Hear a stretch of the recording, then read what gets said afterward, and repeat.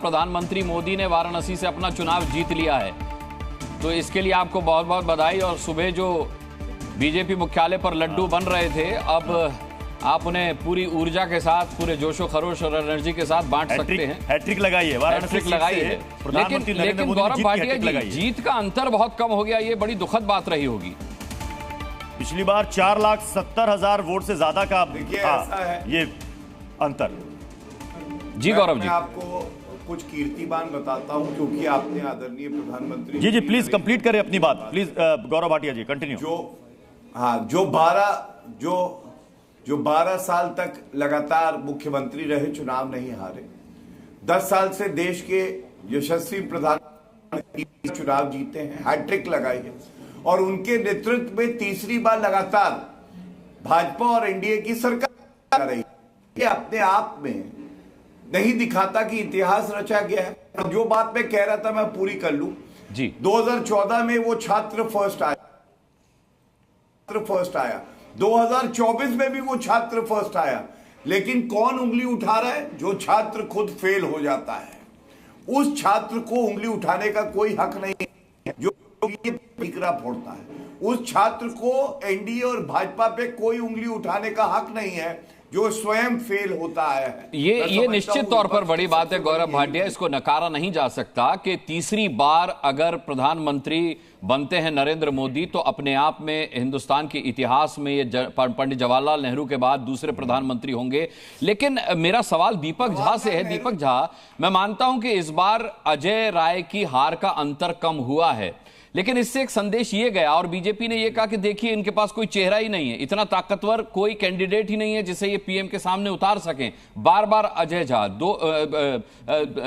अजय राय, एक बार हारने के बाद, 2 बार हारने के बाद, तीसरी बार भी अजय राय ही मिले। देखिए मिले नहीं, बात यह है कि जब आप किसी दानवी शक्ति का, किसी आसुरी शक्ति का सामना करते हैं एक बार 2 बार, जो जरासंध था, आपने कृष्ण के युग में, द्वापर युग में एक जरासंध था, तो जरासंध से कृष्ण भगवान 17 बार हारे थे, लेकिन 18वीं बार जरासंध के टांगों को 2 फाड़ कर दिया था। तो लोकतंत्र की लड़ाई में जो भाजपा रूपी जरासंध है, भाजपा रूपी भस्मासुर है, तो जनता रूपी कृष्ण जो है 2 बार, 3 बार, 4 बार, लेकिन हराएगी जरूर। और उसके लिए आज आखिरी खेल है भाजपा को हराने का। यहाँ पे नरेंद्र मोदी जी का इतना ब्रांड मोदी चल रहा था, सुबह से लेकर शाम तक, चैनल से लेकर मीडिया तक, मोदी की गारंटी। तो मोदी की गारंटी ये थी कि 4 लाख से जीतने वाले मोदी जी आज 1.5 लाख पे आगे अटक गए। राहुल गांधी जी 4 लाख 5 लाख वोटों से जीत रहे हैं, जिनके लिए कहते थे राहुल गांधी जी हार जाएंगे। अमेठी से स्मृति ईरानी जी साफ हो गई, जो सुबह शाम राहुल गांधी के नाम की माला जपते थे। एक हमारे कार्यकर्ता से हार गए जो कहते थे राहुल गांधी जी डर गए। तो आज माहौल क्या है? भाजपा डरी हुई है। अब भाजपा जुमलों की बात नहीं करेगी, अब भाजपा बरगलाने की बात नहीं करेगी। और आपके चैनल पे बैठ के भाजपा प्रवक्ता आज इतनी बेशर्मी से, इतनी मासूमियत से, एक छात्र 2 छात्र के बीच में गणित चला, एक छात्रों की बात नहीं होती है। ये लोकतंत्र की बात है, ये संविधान की बात है, सरकार की बात है। भाजपा कहती थी कि हम 400 लाएंगे, इसका मतलब ये था कि 272 आज लाले पड़े। देखिए दीपक झा, आप बिल्कुल सही बात कर रहे हैं। सिवाय एंकर्स को भाजपा का प्रवक्ता बताने के, मैं आपको स्पष्ट कर दूं कि जितने इल्जाम आप चुनाव हारने की झुंझुलाहट में लगाते हैं वो सब निराधार होते हैं। ये मैं नहीं कह रहा, इलेक्शन कमीशन भी कह चुका है। ईवीएम से लेकर एंकरों को गोदी मीडिया बताने तक, या फिर एंकरों को बीजेपी का प्रवक्ता बताने तक, या तो आप इतिहास नहीं जानते मेरा या जी न्यूज का, या फिर मैं समझ नहीं सकता। मुकेश केजरीवाल कुछ जोड़ना चाह रहे हैं आपकी बात सुनकर के। मुकेश केजरीवाल कह रहा था कि जो उदाहरण या जो शब्दों का इस्तेमाल कर रहे थे कि आसुरी शक्ति और वर्सेस कोई दैवी शक्ति उतर गई, अजय राय जी का इतिहास क्यों भूल रहे हैं आप? अजय राय जी राजनीति में आए कब? कुछ याद है क्या? अजय राय जी के खिलाफ कितने मुकदमे हैं, कुछ याद है क्या? पहली बार 75,000 वोट मिले थे, दूसरी बार 1.5 लाख मिले थे। इस बार भी जीते तो नहीं, 1.5 लाख से हारे हैं। अब बात यह है कि अजय राय तब आए थे जब उनके भाई की, आपके अब जो सहयोगी हैं, उन्होंने उन पे आरोप लगा था, उनके परिवार ने खुद ही लगाया था, और तभी वो एक कहा जाता है कि गैंग में आए। 11-12 उनके ऊपर मुकदमे दर्ज हुए, वो उनके ऊपर गुंडा एक्ट लगा। चलिए ठीक है मुकेश केजरीवाल जी, आपने अपनी बात कर दी। आज जीत की बात करते हैं। कांग्रेस का अच्छा प्रदर्शन रहा है, इंडिया गठबंधन का बेहतरीन प्रदर्शन रहा है, वो बधाई के पात्र हैं। लेकिन गौरव भाटिया से मैं जरूर पूछना चाहूंगा कि सर कमी कहां रह गई, क्योंकि 400 पार का लक्ष्य हासिल नहीं हुआ। एक सच्चाई ये भी है, लड्डू आप खाएंगे लेकिन थोड़े बेमन से खाना पड़ेगा उस लड्डू को, ये मानना पड़ेगा आपको। मैं जरूर आपसे जानना चाहूंगा कि कमी कहां रह गई सर, इसका आकलन अभी निजी तौर पर आपने क्या किया है? समीक्षा तो बाद में होती रहेगी। अनुराग जी, बिल्कुल भी भारतीय जनता पार्टी में ये नहीं सिखाया गया है कि आप ठीकरा ईवीएम पे फोड़ दो,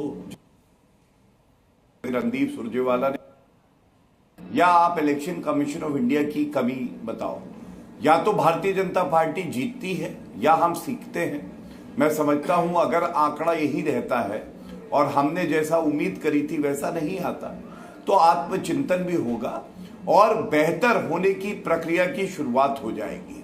और एक बात बड़ी जिम्मेदारी से कहता हूं, बहुत तप बहुत ईमानदारी से नरेंद्र मोदी जी ने जनता की सेवा करी है, उनको आशीर्वाद भी मिला है। हाँ, हमारी उम्मीद पे ये खरा नहीं उतरता है, लेकिन गिरते हैं शहसवार ही मैदाने जंग में, वो तिफल क्या गिरेंगे जो घुटनों के बल चला करते हैं।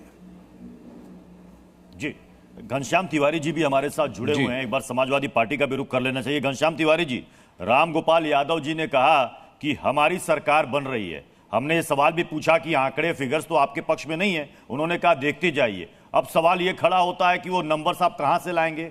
क्या आप एनडीए से वो नंबर्स लाएंगे, जेडीयू और चंद्रबाबू नायडू से बात करके अपनी तरफ, क्या वो आपकी तरफ आएंगे? बहुत साधारण सी बात है, कौन घुटनों के बल चढ़ना चाहता है? जिन लोगों ने, ये एनडीए नहीं है, पहले तो ये नरेंद्र सरेंडर अलायंस है। नरेंद्र मोदी और उन लोगों का अलायंस जिनकी बाह मरोड़ करके, ब्लैकमेल करके, तरह तरह के सीबीआईडी के माध्यम से उनको सरेंडर कराया गया। कौन घुटनों के बल चलना चाहेगा नरेंद्र मोदी जी के सामने? उनके तानाशाही का सपना चकनाचूर हो गया। आपको क्या लगता है कि चंद्रबाबू नायडू घुटनों के बल चलना चाहेंगे या नीतीश कुमार जी घुटनों के बल? नीतीश कुमार जी के डीएनए पे सवाल उठाया गया, क्या क्या नहीं कहा गया। अगर नरेंद्र मोदी जी के अलायंस पार्टनर का हाल देखना है तो जैसा मैंने कहा, चैलेंज करता हूं, कश्मीर से लेकर कन्याकुमारी और गुजरात से लेकर के मिजोरम तक आप एक दल बता दीजिए जिसको भारतीय जनता पार्टी ने डसा ना हो, जिसको बर्बाद ना किया हो। चाहे वो शिवसेना हो जो उनकी सबसे पुरानी अलायंस पार्टनर है, या नीतीश कुमार ही हो जिनके पार्टी के एक नेता इनकी सरकार में मंत्री थे, श्री रामचंद्र प्रसाद सिंह। तो जो पार्टी हर अलायंस पार्टनर को नाक की तरह डस ले, उसके साथ कोई नहीं जाना चाहता।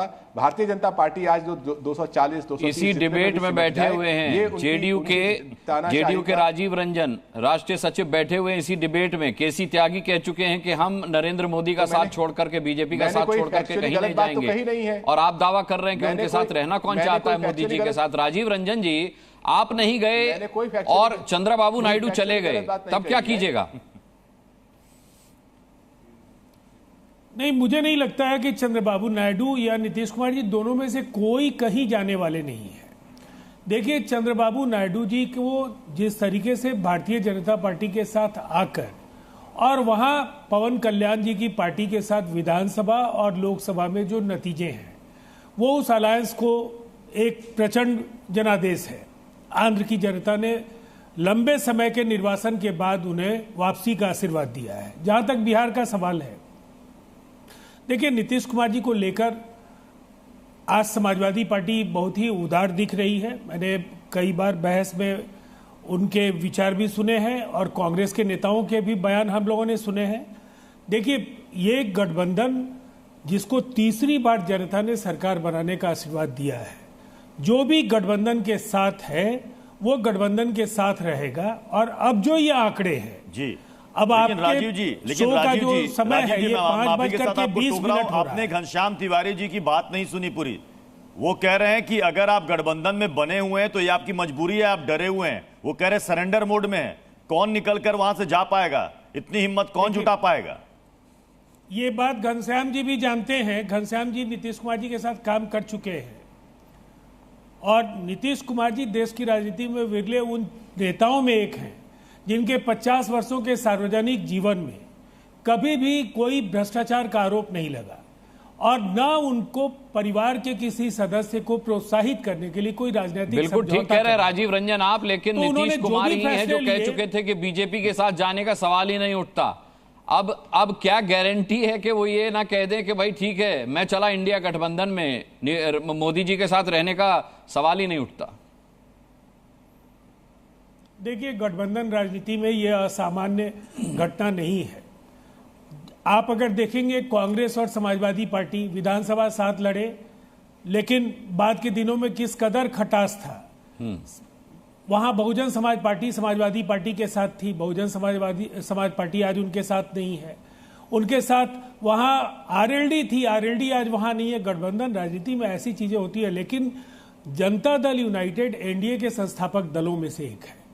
और मुझे जो एक राजनीतिक केवल एक यही जेडीयू 2 बार एनडीए से अलग हो गई और बाद में नीतीश बाबू फिर आ गए। उस समय कहा था कि मिट्टी में मिल जाएंगे, लेकिन दोबारा बीजेपी से हाथ नहीं मिलाएंगे। जी न्यूज़।